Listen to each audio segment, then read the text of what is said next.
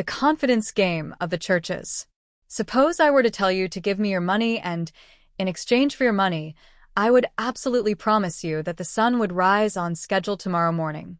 Well, you would most likely guess that the sun would rise anyway, regardless of any deal that you make with me, and that I have no control over the sun. And you would be absolutely right.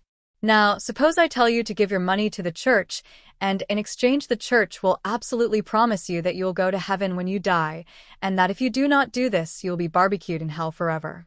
Well, you might believe me then, since the churches are quite wealthy with all their tax-exempt money, so clearly there are people who believe this line. However, this argument makes about as much sense as the first, because the automatic protocol that determines where you go when you die was established at the beginning of the creation, and it is the very same today as it was then. That protocol is, basically, that if you have few or no bad deeds charged against you and you live a decent life, and harm no one, and actually help some people, your good karmas will automatically guarantee that you will spend some time on the good side, the right-hand side, or positive side of the astral plane. This place is what the ordinary garden variety churches think is the ultimate heaven. And because the life expectancy of your astral form is quite long, about 2,000 Earth years, there is the impression that your stay in heaven is eternal.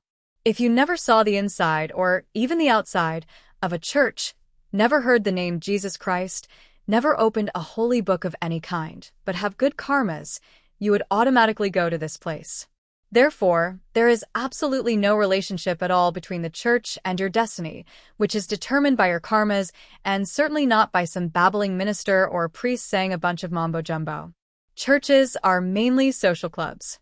People are lonely and want a place to go where they are unlikely to be mugged, killed, or raped. Churches pretend to provide this service.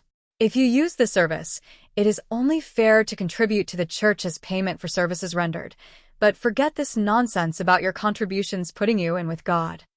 It is just not so.